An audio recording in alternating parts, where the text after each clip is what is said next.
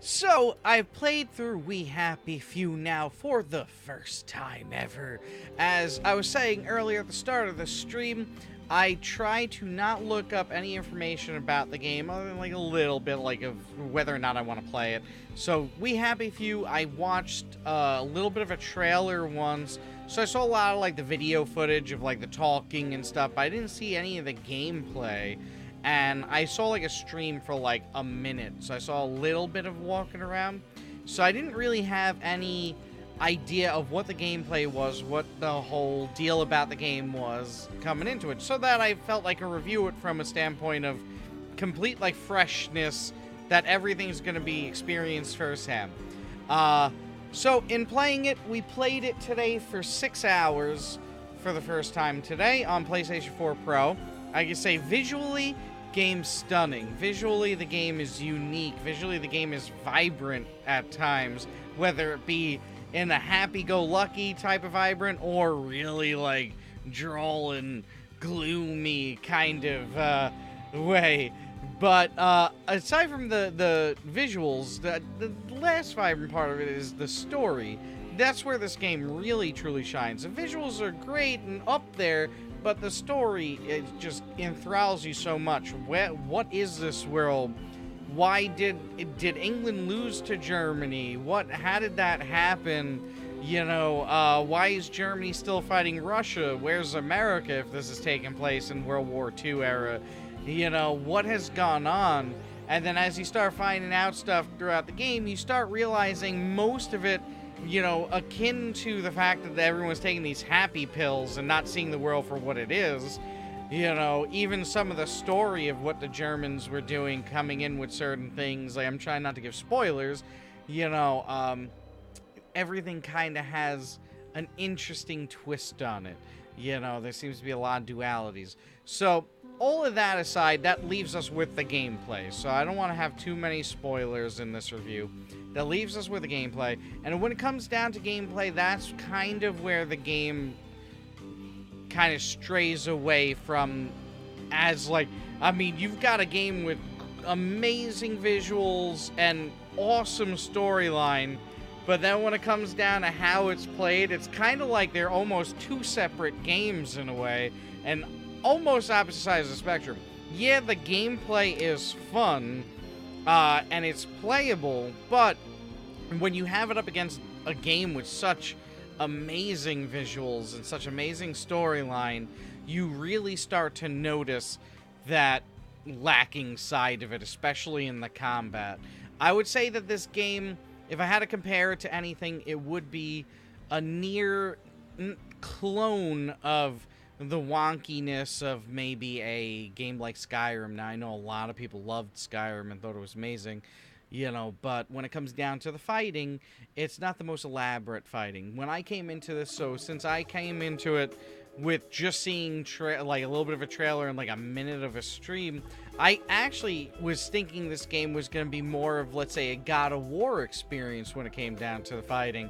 I wasn't realizing that this was a survival game, like kind of like Skyrim, where, yeah, there is aspects of certain things like you can eat and you gotta heal up, and there's a lot of different inventory and there's crafting and everything, you know, but it's not like a God of War style fighting. It's that kind of, you know, you can swing at the enemy target and then they swing at you, so you can block, you can attack, and that's about it. There's no depth past that. You block, you attack. You have an energy bar to do both these things.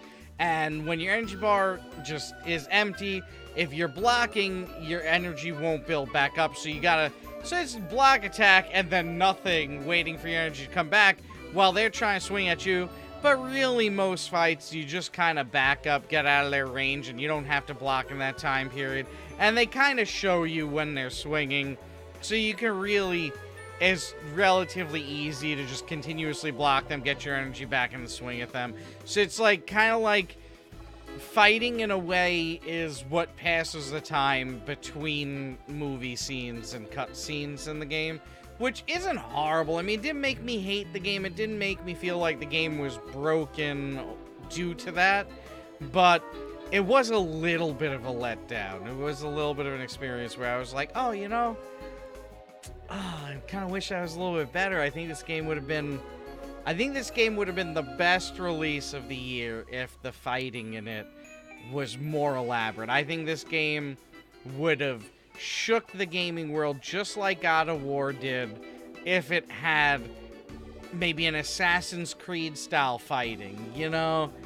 That would have been, imagine, like, if you play this game, if you have played this game, if you have seen this game, let me know what you think. If this game had Assassin's Creed style fighting in it, and didn't have this kind of easy peasy style fighting, what do you think this game would have been? With this storyline, with these visuals, with the exploration of this, even with the crafting and everything else, on top of it being able to build your own gear and stuff, I think that this game would have been just like, just mind-blowing. It would have been unbelievable. So that aside, then, you know, the rest of the kind of playing experience of gathering and stuff, it's all nice. That stuff, it's all kind of nice. But one thing was, I was so shocked that this game is a lot about sneaking. It's so much more about sneaking than I ever realized. That you're kind of like, between every quest, you're having to sneak whenever you're dealing with the bobbies, and you know, you're sneaking around. You have kind of ninja attacks you could do on some people.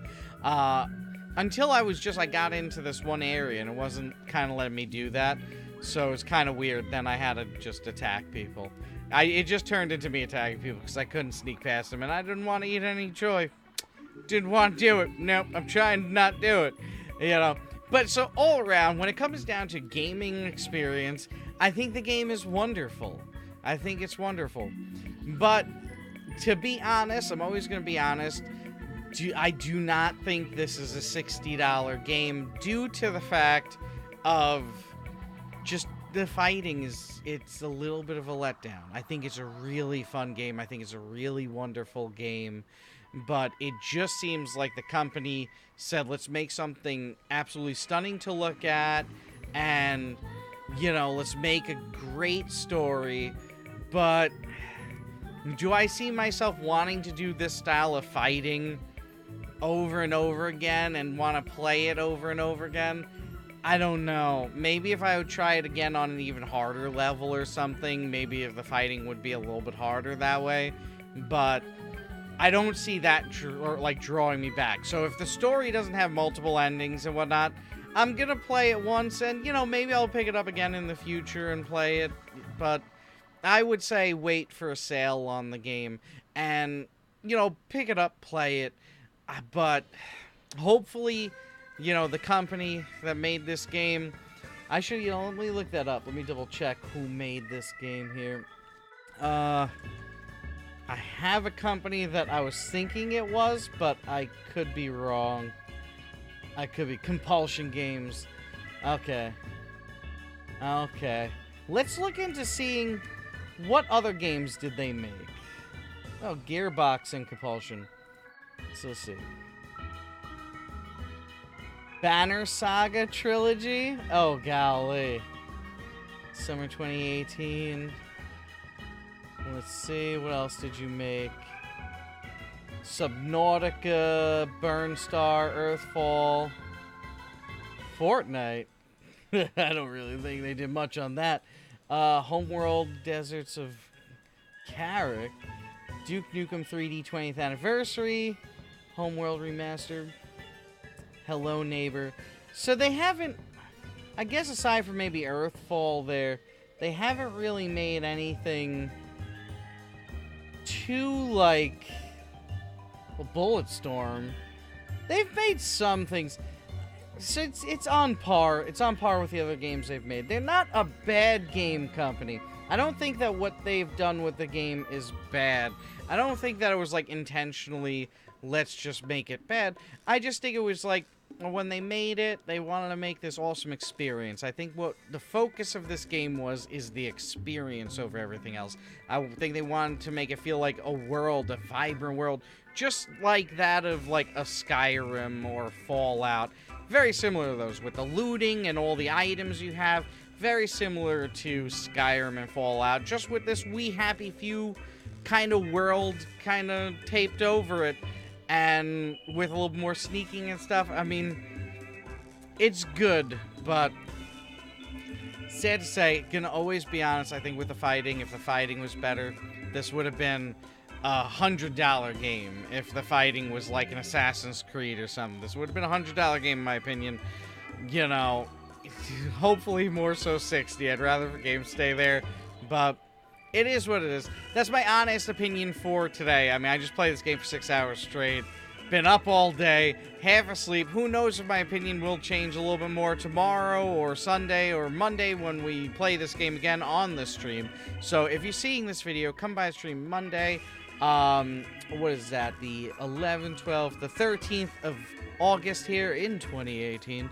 Come by the stream at twitch.tv/Fealty Gaming. Check it out. We're going to be playing live again and continuing the story. So maybe if you have different opinions, if you have the same opinions or whatnot, let's chat about it and enjoy hanging out while playing the wonderful journey. I can't wait to see what the story is at the end. I'm looking forward to it so greatly. But alrighty, that is my review, my thoughts, my honest opinion about the game. Hopefully it helps some people decide if they want to buy it or whatnot, or hopefully it makes, you know, opens up a conversation on it. Hopefully. We'll see. But, okay. Enough of that.